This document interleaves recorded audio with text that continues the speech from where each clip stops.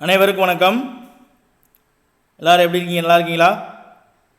இன்றைக்கான லைவில் முகலாய பேரரசு இந்த பாடத்திலிருந்து 20 கேள்விகள் நம்ம பார்க்க போகிறோம். கேள்விக்குள்ள போயிடலாங்களா? முதல் கேள்வி பாருங்க, கூற்றுக்களை கவனி. பாபரின் இந்தியாவை நோக்கிய முதல் படையெடுப்பு 1505. 1526 நடைபெற்ற புகழ்பெற்ற முதலாம் பானிபட் போரில் பாபர் இப்ராஹிம் லோடியை தோற்கடித்து டெல்லியையும் ஆக்ராவையும் கைப்பற்றினார். மூன்றாவது கூற்று, முகலாய வம்சத்தின் ஆட்சி டெல்லியை தலைநகராக கொண்டு துவங்கியது. ஆன்சர் பண்ணுங்க.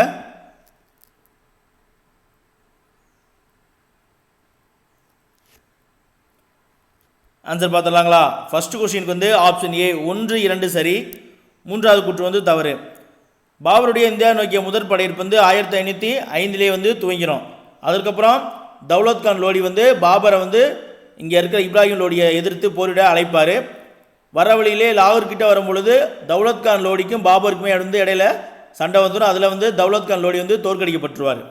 அதற்கப்புறம் தான் 1526 முதல் பானிபட் போர் நடைபெறும். அதில் இப்ராஹிம் லோடி தோற்கடிக்கப்படுவார். டெல்லியையும் ஆக்ராவையும் பாபர் கைப்பற்றிடுவார். முகலாய வம்சத்தினுடைய ஆட்சி டெல்லியை தலைநகராக கொண்டு துவங்கப்பட்டிருக்காது, ஆக்ராவை தலைநகராக கொண்டு தான் துவங்கப்பட்டிருக்கோம். இரண்டாவது கேள்வி பார்ப்போம். காலவரிசைப்படுத்துக. முதலாம் பானிபட் போர், சௌசா போர், பாபர் இறப்பு, கன்னோஜி போர், ஹுமாயூன் இறப்பு. ஆண்டு தெரிஞ்சா வரிசைப்படுத்திடலாம்.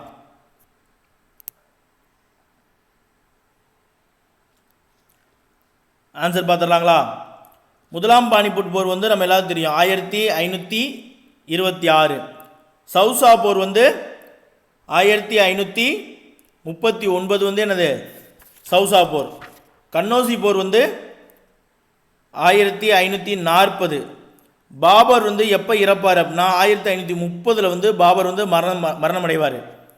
ஹுமாயூனுடைய இறப்பு 1556 அவருடைய டெல்லியில் இருக்கக்கூடிய நூலக படிக்கட்டிலேருந்து இடறி விழுந்து இறந்துருவார். அப்போ வரிசைப்படுத்தினோம்னா 1, 3, 2, 4, 5. ஆப்ஷன் சி தான் கரெக்டான ஆன்சர். மூன்றாவது கேள்வி போயிடலாம். தமது குறுகிய கால ஆட்சியில் வங்காளம் முதல் சிந்து வரை காஷ்மீர் நீங்களாக பரவியிருந்த ஒரு பேரரசை உருவாக்கியவர் யாருன்னு சொல்லி ஆன்சர் பண்ணுங்க. ரொம்ப குறைவான காலம் தான் ஆட்சி செய்திருப்பார். ஆன்சர் சூர் வம்சத்தை சேர்ந்த ஷெர்ஷா சூர் அவர்கள். சரிங்களா? 1539 சௌசா போரிலும் 1540 கன்னோசி போர்லையும் பாபரை தோற்கடிச்சிருப்பார். இவர் கிட்டத்தட்ட 1540 45 வரைக்கும் ஆட்சி செஞ்சிருப்பார். 45 கலிஞ்சார் அப்படின்ற கோட்டையை கைப்பற்ற போகும்போது எதிர்பாராத வெடி விபத்தில் மரணம் அடைஞ்சிருவார். இவரை அடுத்து இவருடைய வம்சம் சில ஆண்டுகள் ஆட்சி செய்திருப்பார், ஒரு 10 ஆண்டுகள். அதற்கப்புறம் 1555 ஹுமாயூன் மீண்டும் என்னது டெல்லியும் ஆக்ராவையும் கைப்பற்றி இந்துஸ்தானத்தின் மன்னராக முடிசூடியிருப்பார். நான்காவது கேள்வி பார்ப்போமா? கூற்று காரணம். கூற்று, பைராம் கான் பானிபட் போர்க்களத்தில், இரண்டாவது பானிபட் போர்க்களத்தில் ஹெமுவை தோற்கடித்து கொன்றார். சூர் வம்சத்தை சேர்ந்த ஹெமு என்னும் தளபதி 1556 டெல்லியையும் ஆக்ராவையும் கைப்பற்றி கொண்டார். ஆன்சர் பண்ணுங்க.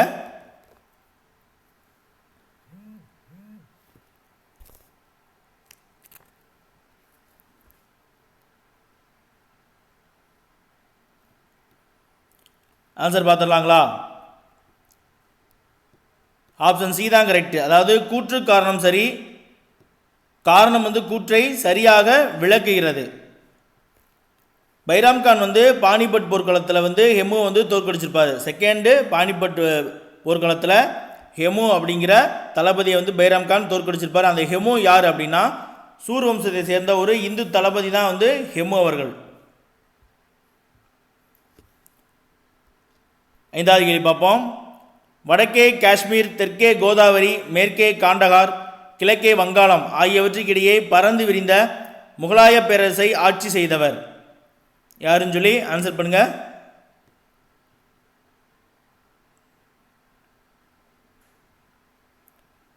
ஃபிஃப்த் கொஸ்டினுக்கு ஆன்சர் அக்பர் தான் என்னது இவ்வளோ பெரிய முகலாய பேரரசை ஆட்சி செய்திருப்பார்.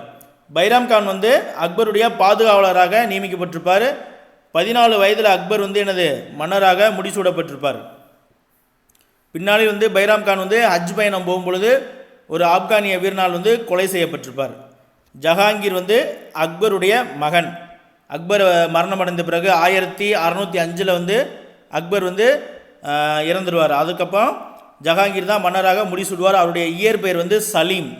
சலீம்ங்கிறது தான் ஜஹாங்கீரோட இயற்பெயர்.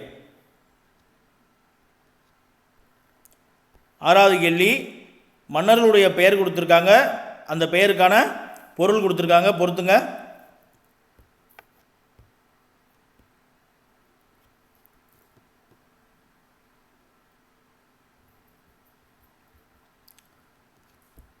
ஆறாவது கேள்விக்கு ஆன்சர் பார்த்துடலாங்களா?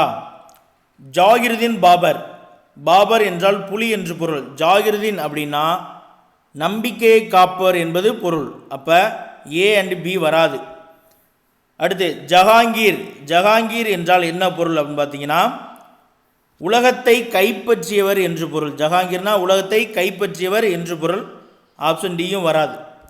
ஷாஜஹான் அப்படின்னா உலகத்தின் அரசர் என்று பொருள். ஆலம்கீர் என்றால் உலகை கைப்பற்றியவர். உலகத்தை கைப்பற்றியவர் வந்து ஜஹாங்கீர், உலகை கைப்பற்றியவர் வந்து ஆலம்கீர். ஆலம்கீர் அப்படிங்கிறது யாருடைய பெயர் அப்படின்னு பார்த்தீங்கன்னா அவுரங்கசீப்புடைய பட்டப்பெயர் தான் வந்து ஆலம்கீர். ஆப்ஷன் சி தான் வந்து கரெக்டான ஆன்சர். 7th கொஸ்டின் பார்ப்போம். இங்கிலாந்து அரசர் முதலாம் ஜேம்ஸின் பிரதிநிதியான டேஸ் ஜஹாங்கீரின் அரசவைக்கு வருகை புரிந்தார். ஆன்சர் பண்ணுங்க.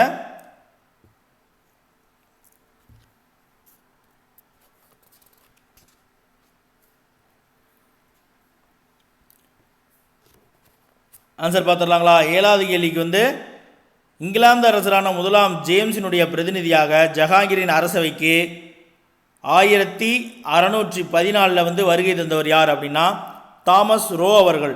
இதற்கு முன்னாடியே வில்லியம் ஹாக்கின்ஸ் அப்படின்னு ஒருத்தர் வந்திருப்பார். ஆனால் அவரால் வந்து எனது வணிக குடியேற்றம் நிறுவுவதற்கான அனுமதியை வந்து பெற முடியாது. தாமஸ் ரோ அவர்கள் வந்து சூரத் நகரில் ஒரு வணிக தளத்தை ஏற்படுத்துவதற்கான அனுமதியை வந்து ஜஹாங்கீரிடமிருந்து வாங்கியிருப்பார். வாஸ்கோட காமா வந்து நமக்கு தெரியும் 1490களில் வந்து கோழிக்கோட்டுக்கு வருகை தந்திருப்பார். மார்க்கோ போலோ வந்து பாண்டிய பேரரசு 1280 அந்த காலகட்டங்களில் வந்து பாண்டிய நாட்டுக்கு வந்து வருகை தந்துருவதான் மார்க்கோ போலோ. யுவான் சுவாங் வந்து 7ஆம் நூற்றாண்டில் முதலாம் நரசிம்மவர்ம பல்லனுடைய காலத்தில் வந்து இந்தியாவிற்கு வருகை தந்த ஒரு சீன பயணி. பயணிகளின் இளவரசர் அப்படின்னு சொல்லி அழைக்கப்படக்கூடியவர் தான் யுவான் சுவாங். 8வது கேள்வி, பொறுத்துக. அதாவது அதிகாரிகளுடைய பெயரும் அதனுடைய விளக்கம் எந்தெந்த துறைன்னு கொடுத்துருக்காங்க. ஆன்சர் பண்ணுங்க.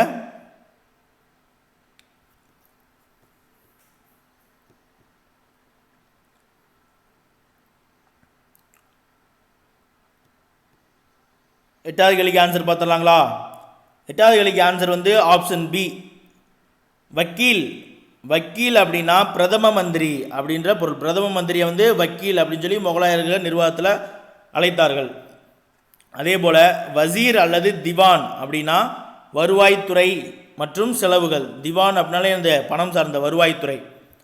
மீர் பக்ஷி இல்லைன்னா மீர் பாக்ஷி அப்படின்வாங்க. மீர் பாக்ஷி அப்படிங்கிறது இராணுவத்துறை அமைச்சர் வந்து மீர் பாக்சி. இராணுவத்துறை அமைச்சர் மீர் பாக்சி. குவாஜி அப்படிங்கிறது தலைமை நீதிபதி வந்து குவாஜி என்று அறியப்பட்டார். அப்போ ஆப்ஷன் பி தான் வந்து என்னது சரியான விடை. 9வது கேள்வி, முகலாயர் நிர்வாகத்தில் நகரங்களும் பெருநகரங்களும் டேஸ் எனும் அதிகாரிகளால் நிர்வகிக்கப்பட்டன அப்படின்னு சொல்லி கேட்டிருக்காங்க. ஆன்சர் பண்ணுங்க. நகரங்களையும் பெருநகரங்களையும் நிர்வகித்த அதிகாரிகள்.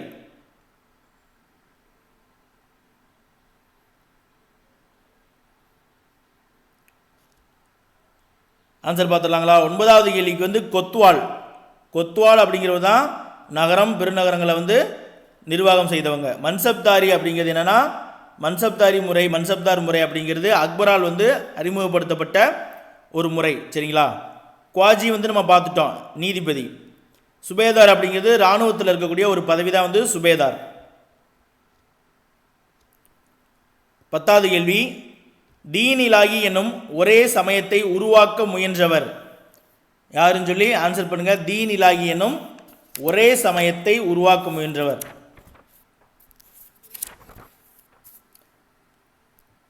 ஆன்சர் வந்து அக்பர். அக்பர் தான் வந்து என்னது தீன் இலாஹி அப்படின்ற ஒரு சமயத்தை உருவாக்குவார். இவருடைய கல்லறையில் கூட வந்து அனைத்து மதங்களுடைய அம்சங்களும் இருக்கணும் அப்படின்னு சொல்லி விரும்பியிருப்பார். அவுரங்கசீப் வந்து என்னது அக்பர் வந்து ஜிசியா வரி என்று சொல்லப்பட்ட வரியை வந்து நீக்கியிருப்பார். அது வந்து முதல்ல யார் கொண்டு வந்திருப்பா அப்படின்னு பார்த்தீங்கன்னா, இந்துக்கள் அல்லாத மக்களின், இஸ்லாமியர்கள் அல்லாத மக்களின் மீது, அதாவது இந்துக்களின் மீது குத்புதீன் ஐபக் அவர்கள் வந்து இந்த ஜிசியா வரியை விதிச்சிருப்பார். அது பின்னால் வந்து நீக்கப்பட்டிருக்கும்.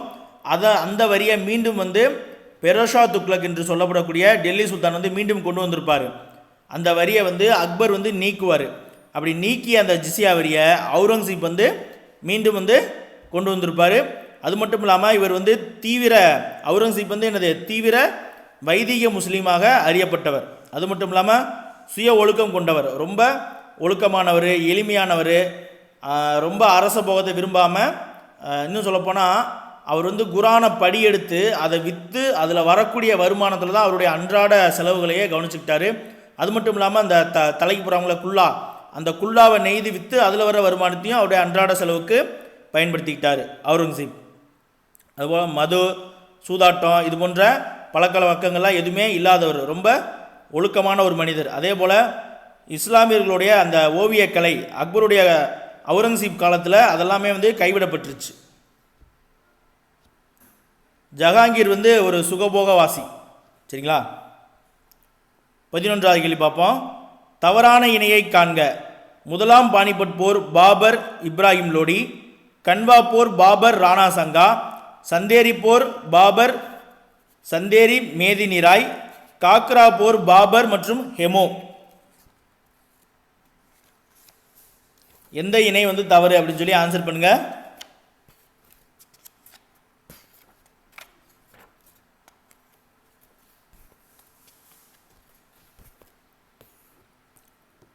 ஆன்சர் பார்த்துடலாமா? 11வது கேள்விக்கு வந்து ஆப்ஷன் டி தான் வந்து கரெக்டான ஆன்சர். சரிங்களா? ஹெமு வந்து என்னது இரண்டாம் பானிபட் போரில் தான் வருவா. அப்படி பைராம் கான் அக்பருடைய எதிர்த்து வருவார். அப்போ முதலாம் பானிபட் போர் வந்து பாபருக்கும் இப்ராஹிம் லோடிக்கும் நடைபெற்றது.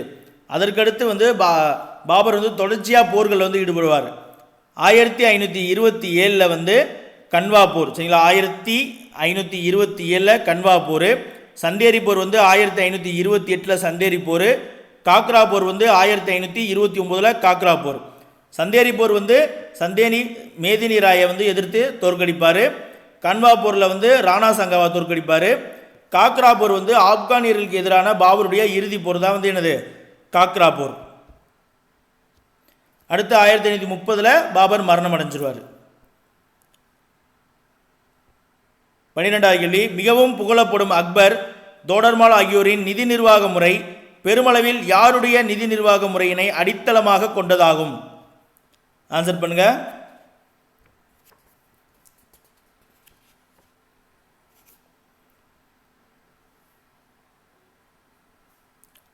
ஆன்சர் பார்த்துடலாங்களா? 12வது கேள்விக்கு வந்து யாரு? ஷெர்ஷா. இவருடைய இயற்பெயர் வந்து பரீத். ஷெர்ஷாவினுடைய இயற்பெயர் வந்து பரீத். இவர் என்ன சொல்லுவார்னா, விவசாயி சீர்குலைந்தால் மன்னன் சீர்குலைவான் அப்படின்னு சொல்லியிருப்பார். அதே போல் இவருடைய படைகள் வந்து ஒரு இடத்திலிருந்து இன்னொரு இடத்துக்கு நகரும் பொழுது பயிர்களுக்கு எந்தவித சேதமும் ஏற்படாத வண்ணம் பார்த்து கொள்வார். அதே போல் ரொம்ப பெருமளவிலான நற்தொண்டுகளை வந்து செய்திருப்பார். ஆதரவற்றோருக்கு வந்து கருவூலத்திலிருந்து உதவித்தொகைகளை வந்து அதிகமாக வழங்கியிருப்பார். அவர் வந்து ஒரு வைதீக சன்னி முஸ்லீம், இருந்தாலும் பாரபட்சம் இல்லாமல் எல்லாருக்குமே வந்து என்னது நீதி வழங்கினார். அதே போல் தவறு செய்தவர்கள் வந்து பிரபுக்களாகவே இருந்தாலும் அவருடைய உறவினர்களாகவே இருந்தாலும் அவர்கள் வந்து தண்டிக்கிறதுக்கு வந்து அவர் தவறுனதே கிடையாது. சரிங்களா? ரொம்ப ஒரு நேர்மையான ஆட்சியாளர். ஆனால் விதிவசத்தால் அவருடைய ஆட்சி காலம் வந்து மிக குறைந்த ஆண்டுகளே முடிஞ்சிருச்சு. இவருடைய நிதி நிர்வாக முறைகளை பின்பற்றி தான் பின்னாடி வந்து தோடர்மால் அப்படிங்கிற ஒரு நிர்வாகி, இவர் வந்து ஒரு ராஜபுத்திர மன்னர் தோடர்மால், அக்பருடைய ஆட்சியில் வந்து நிதி நிர்வாக முறையை வந்து கவனிச்சுக்கிட்டவர். அக்பரும் தோடர்மாலும் இவருடைய நிர்வாக முறையை பின்பற்றி தான் வந்து பின்னாளில் வந்து முகலாய நிர்வாகத்தை கட்டமைச்சிருப்பாங்க.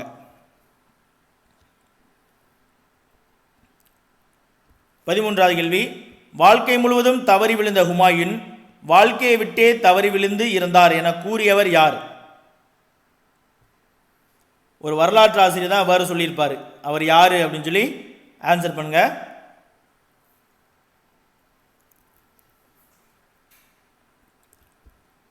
ஆன்சர் பார்த்துடலாங்களா? 13வது கேள்விக்கு வந்து ஸ்டான்லி லேண்ட்பூல் அவர்கள் தான் வந்து இவ்வாறு சொல்லியிருப்பார். ஹுமாயூன் அப்படின்னா என்ன பொருள் அப்படின்னா அதிர்ஷ்டம், நல்வாய்ப்பு என்று பொருள். அதனால தான் வந்து என்ன சொல்லுவாங்க, வாழ்க்கை முழுவதும் தவறி விழுந்த ஹுமாயூன் வாழ்க்கையை விட்டே தவறி விழுந்தார். அதாவது நல்வாய்ப்புன்னு பேர் வச்சுக்கிட்டு கடைசி வரைக்கும் நல்வாய்ப்பு இல்லாதவராக இருந்திருப்பார். ஏன்னா அவருடைய வாழ்நாளில் ஒரு குறிப்பிட்ட பெரும்பகுதி வந்து நாடோடியாகவே தெரிந்திருப்பார். அமீர் குஸ்ரு வந்து இந்திய கிளி அப்படின்னு சொல்லி அறியப்படக்கூடியவர். 3 வானங்கள் அப்படின்ற நூலில் தம்மை ஒரு இந்தியன் அப்படின்னு சொல்லிக் கொள்வதில் பெருமைப்பட்டவர். அதே போல் நீண்ட காலம் வாழ்ந்த ஒரு அறிஞர். கான்ஸ்டன்டைன் ஜோசப் பெஸ்கி வந்து வீரமாமுனிவர். அவருடைய இயற்பெயர் தான் கான்ஸ்டன்டைன் ஜோசப் பெஸ்கி. 14வது கேள்வி பார்ப்போம்.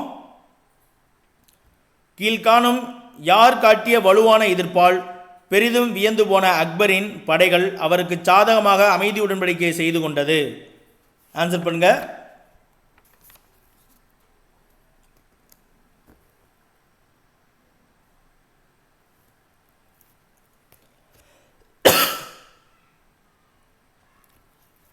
ஆன்சர் வந்து ஆப்ஷன் சி, ராணி சந்த் பிவி அவர்கள் காட்டிய வலுவான எதிர்ப்பால் தான் வந்து என்னது ஒரு அமைதி உடன்படிக்கை வந்து செய்து கொள்வார்கள். பேகம் ஹசரத் மஹால் வந்து எங்கே நம்ம பெருங்கிளர்ச்சி 1957 பெரும்புரட்சியில் வரக்கூடியவங்க. ராணி துர்காவதி வந்து அவரும் வந்து பாபரால் வந்து தோற்கடிக்கப்பட்ட ஒரு அரசி தான் வந்து ராணி துர்காவதி அவர்கள். ரஷ்யா பேகம் வந்து டெல்லி சுல்தானத்தினுடைய முதல் பெண்ணரசி, இல்துமிஸ் அவர்களுடைய மகள். 15வது கேள்வி பாருங்க. அக்பரின் நிர்வாக நடவடிக்கைகளில் தவறான ஒன்றை தேர்வு செய்க. முஸ்லீம் அல்லாத மக்களின் மீது ஜிசியா வரியை விதித்தார். இந்துக்கள் விதவைகள் பின்பற்றிய உடன்கட்டை ஏறும் முறை ஒழிக்கப்பட்டது. போர்க்கைதிகளை அடிமைகளாக்கும் நடைமுறை கைவிடப்பட்டது. இந்து புனித யாத்திரைகளின் மீது விதிக்கப்பட்டிருந்த வரியை நீக்கினார். இதில் எந்த இது வந்து தவறானது அப்படின்னு சொல்லி ஆன்சர் பண்ணுங்க.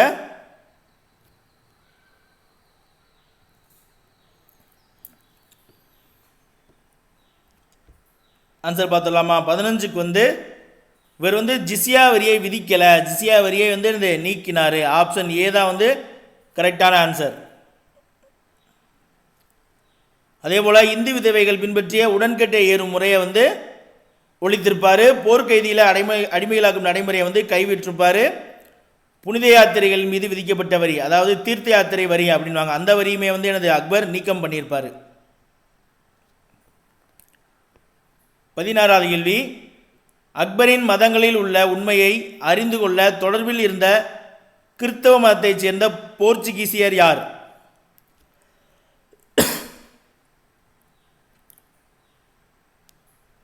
ஒரு போர்ச்சுகீசிய பாதிரியார் வந்து அக்பர் கூட இருந்திருப்பார்.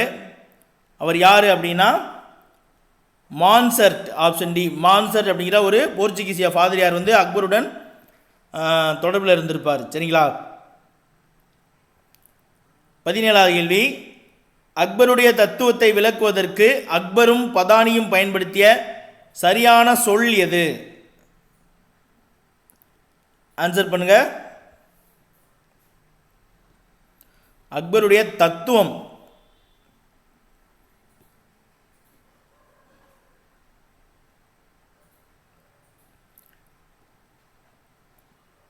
ஆப்ஷன் பி, தௌஹீத் இ இலாஹி, அதான் வந்து அக்பருடைய தத்துவம். இபாதத் கானா அப்படிங்கிறது என்னன்னா, பல்வேறு சமயத்தை சேர்ந்த அறிஞர்கள்லாம் ஒன்று கூடி மதம் சம்பந்தமாக வந்து விவாதிக்கக்கூடிய ஒரு அமைப்பு தான் வந்து இபாதத் கானா. பின்னாளில் வந்து அது கசப்புணர்வை ஏற்படுத்துது அப்படிங்கிறதுனால அக்பர் வந்து அந்த முறையை வந்து கைவிட்டிருப்பார். சரிங்களா?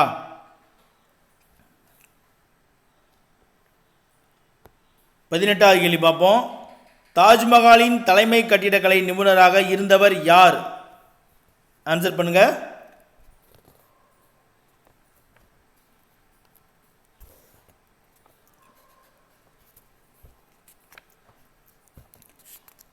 ஆன்சர் வந்து தாஜ்மஹாலுடைய தலைமை கட்டிடக்கலை நிபுணராக இருந்தவர் வந்து யார் அப்படின்னா ஆப்ஷன் பி, உஸ்தத் அகமத் லகோரி அவர்கள் தான்.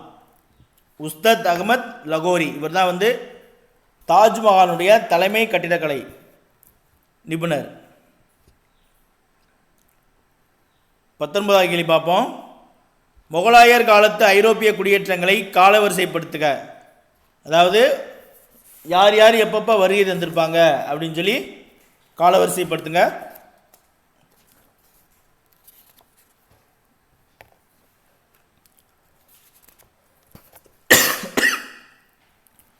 பத்தொன்பதாவது கேள்விக்கு ஆன்சர் பார்த்துடலாங்களா? 19வது கேள்விக்கு ஆன்சர் வந்து ஆப்ஷன் சி. ஃபஸ்ட்டு வந்து போர்ச்சுகீஸ் வந்திருப்பாங்க. சரிங்களா, போர்ச்சுகீசியர்கள் வந்து வந்திருப்பாங்க.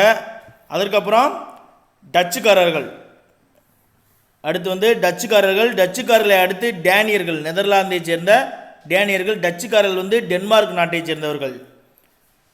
அதற்கப்புறம் வந்து ஆங்கிலேயர்கள் வந்திருப்பாங்க. கடைசியாக வந்து பிரெஞ்சுக்காரங்க வந்திருப்பாங்க. சரிங்களா, ஃபஸ்ட்டு வந்து போர்ச்சுகீசியர், அடுத்து வந்து டச்சுக்காரர்கள், அடுத்து டேனியர்கள், அதற்கப்புறம் வந்து ஆங்கிலேயர் வருவாங்க. ஆங்கிலேயர் வந்ததுக்கப்புறம் தான் பிரெஞ்சுக்காரர்கள் வருவாங்க. 20வது கேள்வி. முகமது அடில் ஷாவால் கட்டப்பட்ட கோல் கும்பாஸ் ஒரு டேஸ் ஆகும். நினைவு சின்னமா, மசூதியா, அரண்மனையா அல்லது கல்லறையா?